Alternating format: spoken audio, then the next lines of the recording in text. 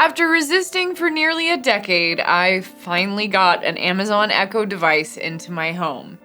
Here is my new Echo Dot 4th Gen in action. Today, I'll show you how to set it up in your own home and what you should opt out of while you're at it. Play my intro music.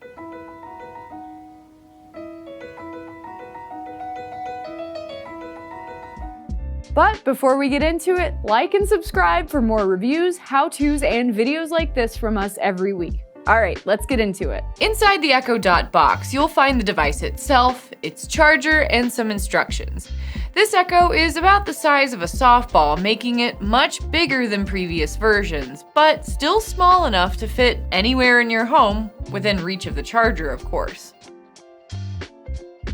The whole setup takes place in the app. If you're brand new to the whole Amazon ecosystem, download the app while you're opening the box to save a little time. Once you're in the app, find the devices option on the bottom menu. The icon looks like a little house with some lines inside. From the devices screen, you'll click the plus sign icon to add your new Echo. Choose Echo and Alexa in the top left corner. Here you can see I have a couple devices like my Kindle Fire that already have You Know Who activated. If your new Echo doesn't pop up in this menu, make sure it's plugged in and powering on. It should appear on the app soon. Once it shows up in that menu, select your Echo and start pairing it with the app. While it's pairing, you'll see the light ring on the base of the device glow orange. It connected to my Wi-Fi automatically since I already had some Amazon devices activated. If that's not the case in your house, it'll ask for your Wi-Fi network name and password.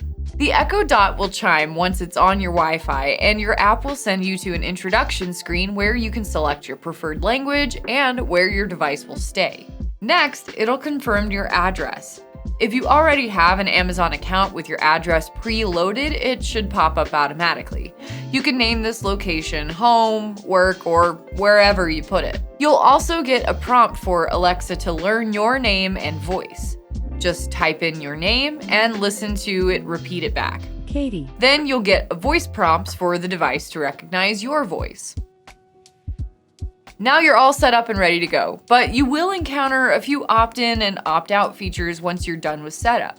So here's a quick guide to those.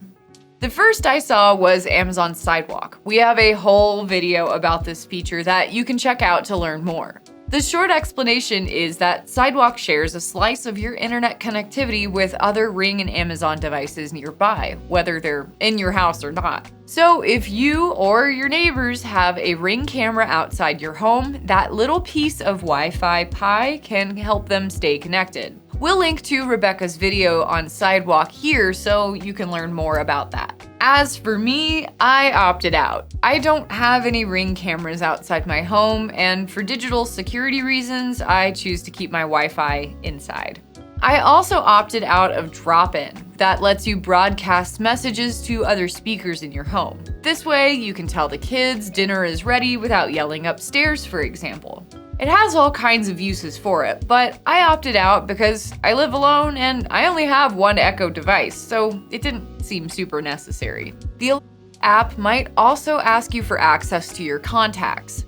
I decided against this one too, but if you do say yes, it will give you the ability to call people in your contacts list via the smart speaker. It's cool, but I didn't feel like it was super necessary for my everyday lifestyle, and I'm not sure I want Amazon to have that information from me. Now that your Echo Dot is up and running, you can use it for all kinds of things, and we'll be sure to remind you of that. One last thing, I've got mad skills. Skills are like apps for a so you can do more, like play games, order a pizza, or listen to a meditation. Be sure to subscribe to us for more videos coming out as I get to know this device a little better in my own home. Thanks a lot. Play me out.